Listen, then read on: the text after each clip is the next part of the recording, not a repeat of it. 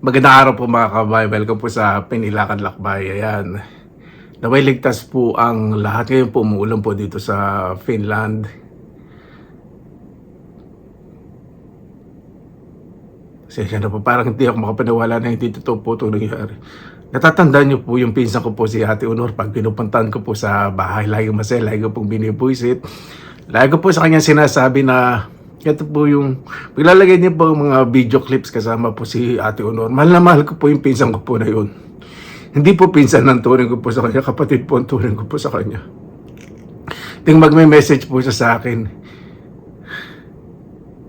Sabi niya, love you insan, ingat ka lagi dyan.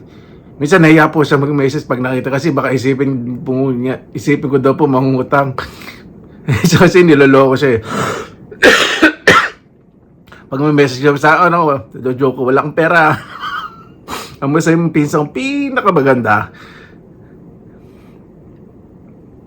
Yung si Ate Honor po, yung may artista nagpunta sa bahay ko si Ate Honor. Tapos nakaraan lang din po, di ba, nung, eto po, kasama ko po si Freddy sa kasi Ate Honor, namasyal po kami, nag-food trip po kami. Tapos yung, tingaway po ako, lagi ko pong, hindi ko pong puntahan si Ate Honor po. Malit pa po kami. Si Ate Honor po yung tipo ng tao kahit na napipigon sa akin pero hindi po nagtatanim ng sama loob. Kasi alam ko po hindi ko po siya matitiis. Mahal na mahal ko po yung pinsan ko po na yun. Kapatid po ang tunay ko sa akin. Parang hindi po ako makapaniwala. Hindi na po maglalagay po ng video ni Ate Honor. Pasensya na po. Gusto ko lang pong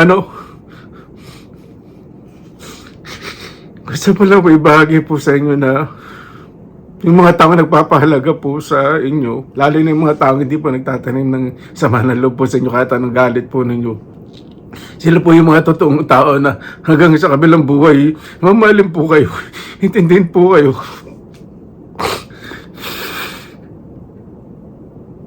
Hindi po itong vlog po na to para pagkaroon po ako ng content o para kumita po kasi marami po rin tatanong nasan daw po yung mga pinsan ko po sa Pilipinas. Bakit hindi ko po kasama? Ayoko din po kasi sabihin po yung mga lagay po nila eh.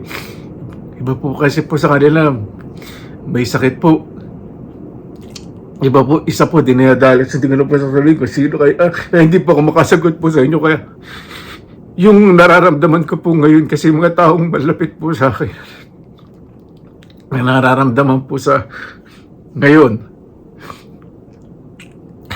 kasi mga pagkain na okay, hindi naman po sila makain ng maayos. Mas minor na po yung magkakasama kahit wala pong vlog at hindi ko po sila matitiis. Hindi po ako makapanawala na si Ate Honor. Mahal na mahal ko po yung piso. Ano po mga kabayan, basta mas mahalin po natin ang ating pamilya, ating pong mga magulang. Mga tao na tunay nagmamalasakit sa atin kahit alam po ninyo yung mga totoong tao po na kahit nagkakapikunan kayo o kahit yung pag nakita kayo, pipintasan kayo, pero hindi kayo kahit isin, ayun po yung mga totoong tao nagmamahal po sa inyo. Kaya sa inyong sabihin ng harap-harap. Ganun po si Ate Honor, totoo po si Ate Honor, kahit minsan mali siya o tama siya, sasabihin niya po. Mahal na mahal ko po yung piso po na yun. At ang banal po sabi ko sa kanya, magkikita ko. Alam po mga kabahay, ingat po sa